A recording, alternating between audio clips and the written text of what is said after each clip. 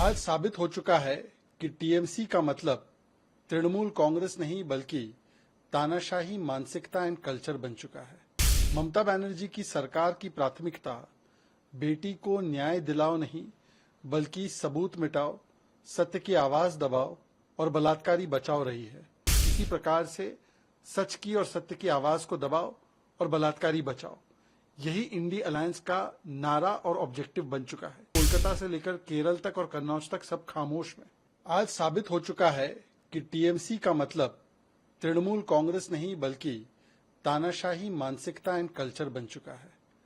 ममता बनर्जी की सरकार की प्राथमिकता बेटी को न्याय दिलाओ नहीं बल्कि सबूत मिटाओ, सत्य की आवाज दबाओ और बलात्कारी बचाओ रही है। और इसी दिशा में एक और कदम ममता बनर्जी ने उठा लिया है। ममता बनर्जी अपराधियों को, बलात्कारियों को, संदीप घोष जैसे लोगों को जेल में नहीं पहुंचाना चाहती है, बल्कि वो चाहती है कि अगर कोई पत्रकार किसी ऑन गोइंग रेप के मामले में कोर्ट प्रोसीडिंग को रिपोर्ट करता है, उस पर पत्रकारिता के आधार पे उस पर कोई भी बात रखता है या सत्य की लड़ाई लड़ने के लिए या बेटी को न्याय दिलाने के लिए कोई बात करता है, तो उसको 3 से 5 साल की सजा होनी चाहिए। और यही तानाशाही रवैया ममता बनर्जी ने लगातार इस मामले में दिखाया है। इसलिए कहा जा रहा है कि बंगाल में दीदी नहीं बल्कि ईदी अमीन आ चुकी है। पहले फुटबॉल मैच कैंसिल कर देना, कभी डॉक्टर्स को तालिबानी फतवा ट्रांसफर ऑर्डर दे देना, उसको फिर हटा देना, फिर उसके बाद जिस प्रकार से कोलकाता पुलिस ने नागरिकों को, अन्य लोगों को लगातार परेशान करने के लिए नोटिस थमा दिए, और फिर तृणमूल कांग्रेस के नेताओं ने लगातार प्रदर्शनकारियों को धमकियां दी। कभी कोई बोलता है उंगली तोड़ देंगे, कभी कोई बोलता है कि जबान खींच लेंगे। जिस प्रकार से अपमानित किया गया डॉक्टर्स को, लवली मैत्रा के द्वारा उनको कहा गया कि आप कसाई हो। और अब हम देख रहे हैं कि पत्रकारों को ही सीधा जेल में डालने की योजना बचाई जा रही है।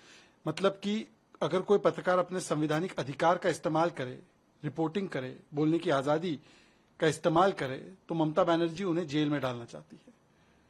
जिस पश्चिम बंगाल में रविंद्रनाथ टैगोर जी की बात होती है कि मस्तिष्क जो है वो ऊंचा रहेगा और मन भयमुक्त रहेगा, अब तो केवल अपराधी भयमुक्त रह सकते हैं और पत्रकारों को अपनी कलम और अपना मस्तिष्क ऊंचा करने का कोई अधिकार नहीं बचा।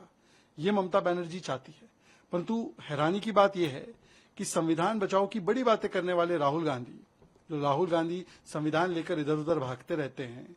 इंडी अलायंस जो संविधान की लड़ाई लड़ता है, पत्रकारिता की आजादी, बोलने की आजादी के लिए लगातार बोलता है, वो आज पूरी तरीके से खामोश है। क्या वो इस प्रकार के प्रावधान के पक्ष में है?